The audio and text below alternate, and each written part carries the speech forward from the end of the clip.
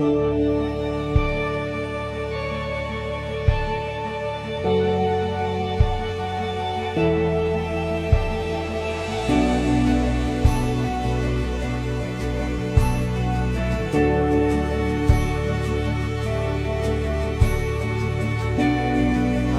to me is opening up your home to someone that is not biologically related to you.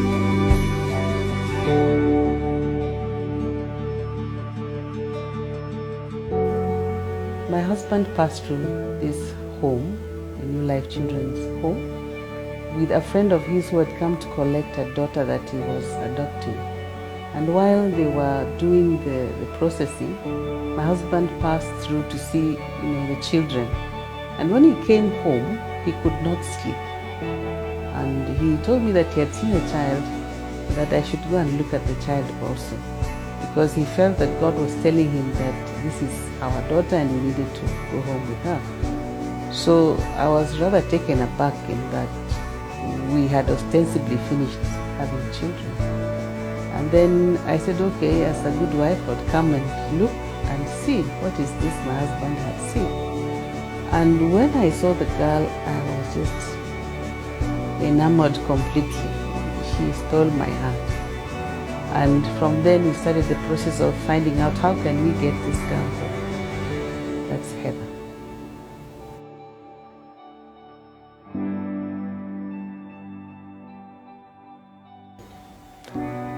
I discovered I was adopted when I was 8 years old. I think I was about 3 years old.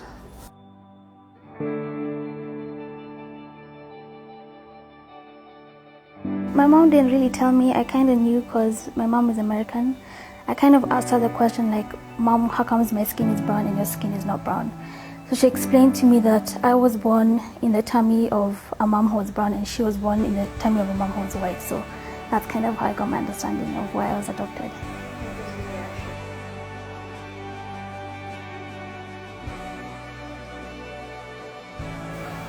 Now that we are staying in New Life Home and as a family, actually we were housed in New Life Home because we were working as part of the administration. So our children had observed adoption process going on, children being adopted by families. And so when we decided to discuss about adoption with them, it wasn't anything foreign to them. And also just playing with the children within the compound and realizing that most of these children didn't have homes. They were more than willing to have an adopted child in the family.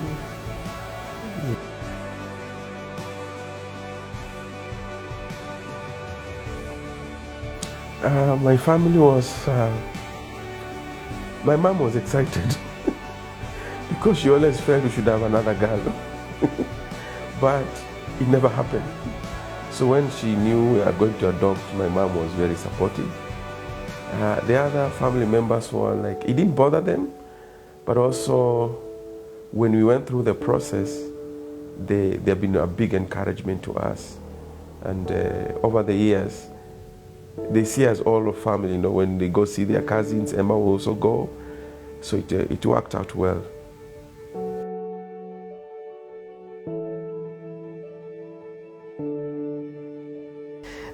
As I grow older, my understanding of adoption keeps on growing and changing, and sometimes I feel there are those moments when it can bring you down, you feel a bit heavy.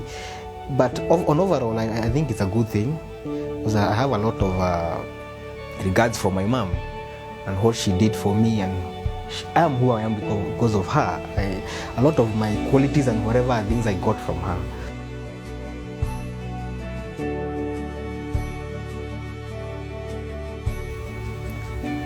Actually, I don't have any questions anymore. Like when I was young, they're like, go on, I'm like thinking, I have a family and I'm staying with them, nothing's going to happen.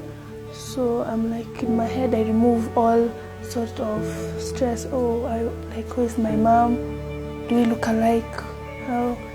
So I try to remove that because I won't concentrate in anything. So I'm like, I have a family, I have a dad. So I enjoy being with them.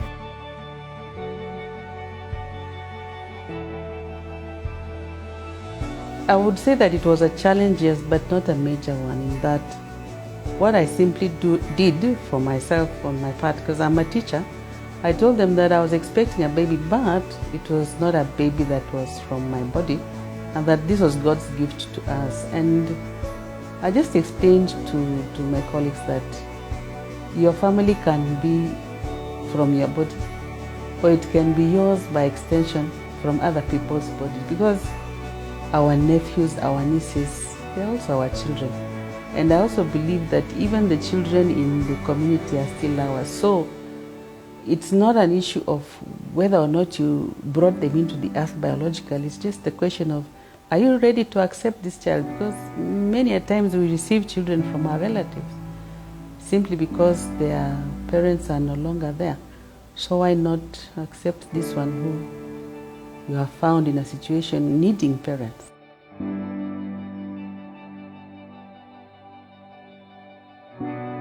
It's a difficult thing to try and find them, because unless you access the adoption file, which is a bit tricky, because for you to be able to access the file, you must have the case number, you must have the adoption order, which I don't have. So it means getting access to that file is quite difficult. It's not something that is easy, because and you realize the file is not in your name, because at that point the child is called baby N or baby X. So it's a hard task to do. But I would say it's something I would like to do. It's natural. It's about identity. You cannot be able to complete your identity as an adopted person unless you know yourself before the adoption, and be able to be satisfied. I would say it's not so much about changing whom I am by getting that information, but getting that information to complete who I am.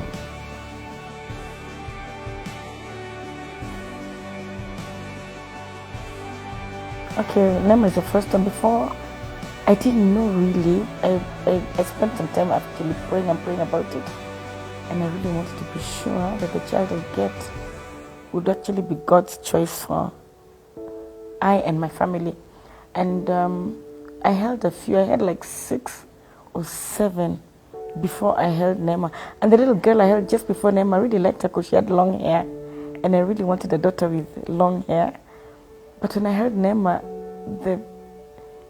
it was like a spiritual experience. I had a voice saying that before the foundations of the earth were laid, I knew you and you are mine. I didn't even know it was in the Bible. I got to know later. That's how I knew Nema was mine.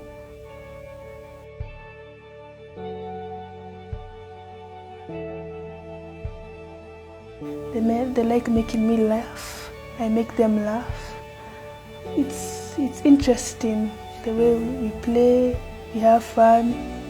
Yes, I just remember, is it 2 or 4, 2 or 5? I think it's 2 or 9 before we traveled to Ghana. I remember all the family, we had a pillow fight. We were fighting, we were having fun. So it's fun.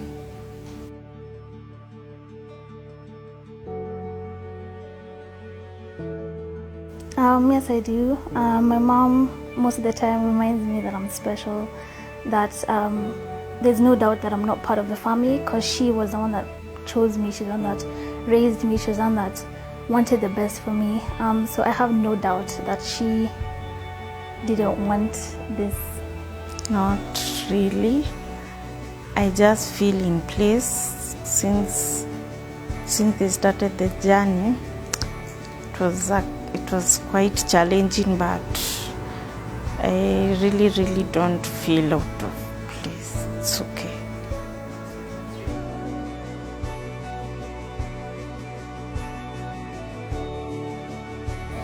I think just as I was growing up, they were so loving and caring, and they were so patient with me when I was misbehaving, and they just treated me so well. And all my childhood, I just felt so loved by them, and I really admire how they spent all that time and money it was about a year and a half to adopt us. It was a long process.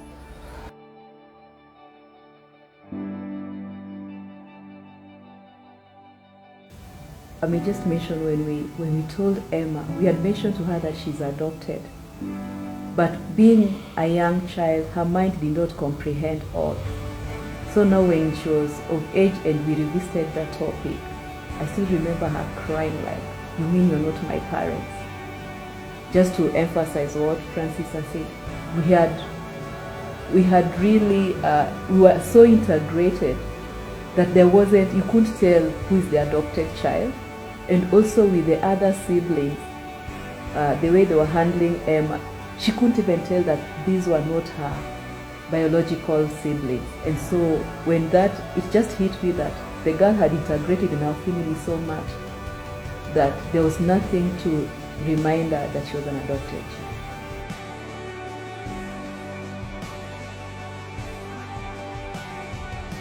Because if you don't tell them, somebody else will tell them. It may be told in a bad way or in a good way. And again, relating to another incident that we were exposed to, once we had gone to my station where I was working in Ghana, and somebody came up to Emma and asked her, "Is this your mother?" If you think of such a question, it has got many things involved, but we had already discussed. She knew she's adopted. So she stood the guy to the face and said, "Yes, she is my mother."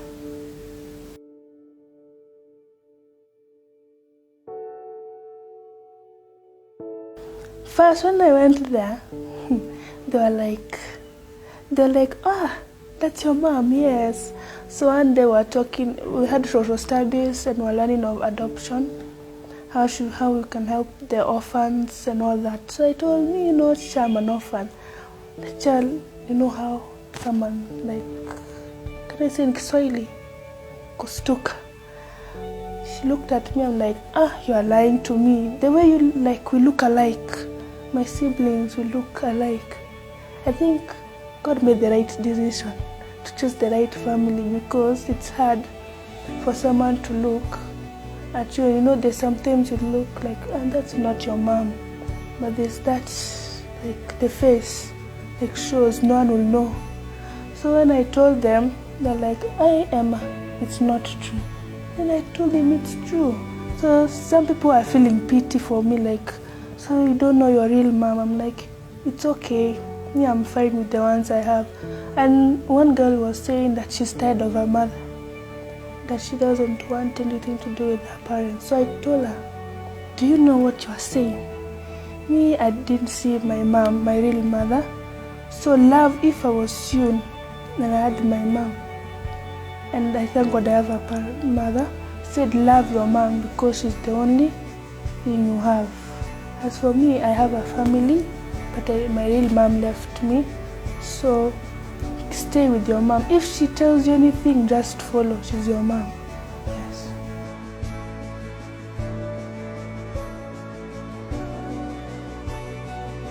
And she could understand what we were saying.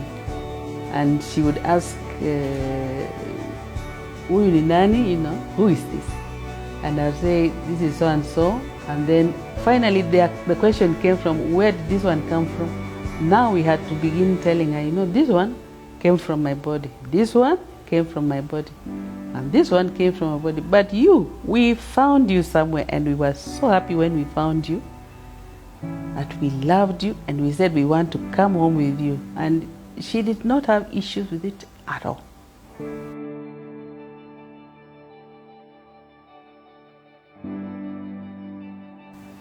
Yeah, I can consider the adopting, because it makes the child feel that they are loved, they are not left alone. Since even me, I was adopted, I just really want to bring back to the society and tell them that all is well, and I will adopt, because I just don't feel that. I want to make sure the child feels that they are loved and they can have a better future in the present when they continue to grow.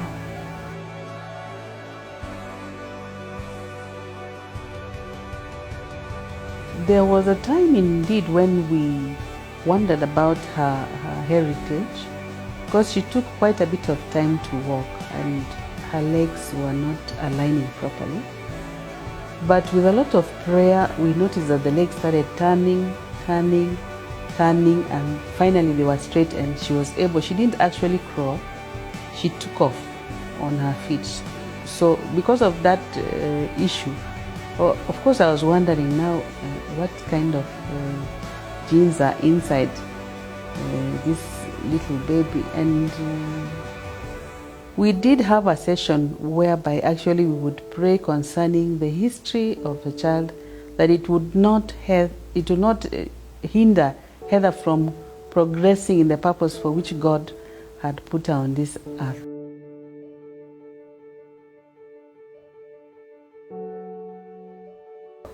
My advice would be open-minded and appreciate the realities of that child that you want to adopt. Appreciate the fact that they are adopted. Appreciate the fact that they will grapple with the issues of their origin, and appreciate that that's a need that you have to help them meet. Once you're able to appreciate that, then I think everything else becomes easy. And also go to it with an open mind, expect challenges, and be ready to face them, because they will come, and you are the foundation of your child. If you are not able to help the child face the challenges that they face, then who else is going to support them? So you have to be courageous, be open, be ready for anything. I don't mean bad things, but of course there are some variations in terms of parenting an adopted child or a biological child, especially around the issues of identity. That's something you have to help them navigate yourself. It's a very big risk not to help them. I guess just search their hearts and know exactly why they want to do it. It's a very big commitment. It's a commitment which if one makes, they should not go back on. And then be very, very sure that they can accommodate this person no matter what they turn out to be. Supposing they turned out to be someone who was not very nice, they should still be ready and willing to love them. And it's actually about total and unconditional love. So they should be ready to love unconditionally. And when they make up their mind to love unconditionally, the love comes in abundance beyond what they will imagine.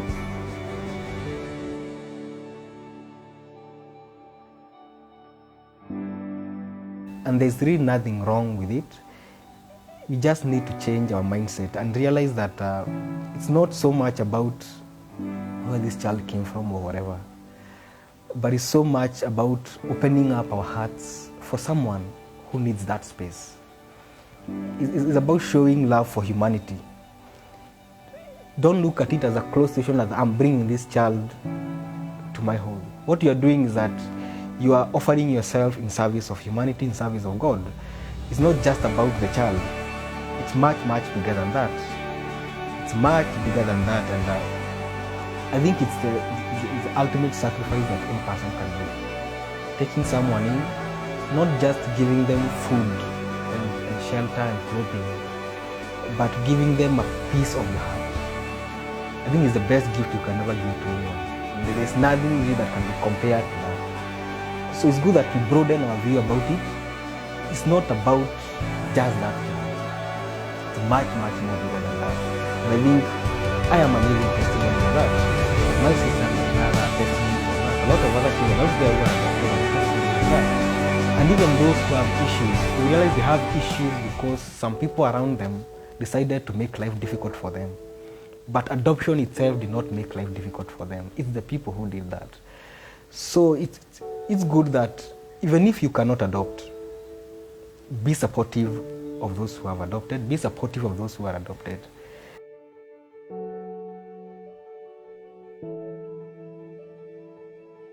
Initially, people used to think that those who should adopt are those who don't have children.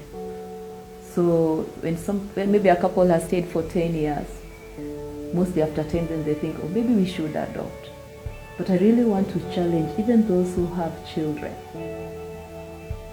These children having siblings adds even value to them, adds more opportunity for them to interact with other siblings. You remember what I mentioned, that when Emma discovered that actually these other children were not her real brothers, you can imagine the emotional process that she went through. So it's possible for your children to mingle with a child that has been adopted. And I just want to encourage, especially Kenyans, especially our brothers and sisters. It can be done. It can be done.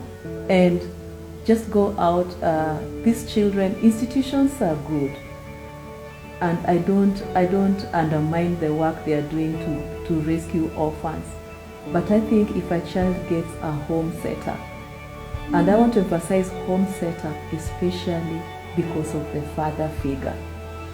A home that is led by a father who fears the Lord offers more security for a child. And so I'll just challenge, especially those who have families, those who are married, go and get these children. They need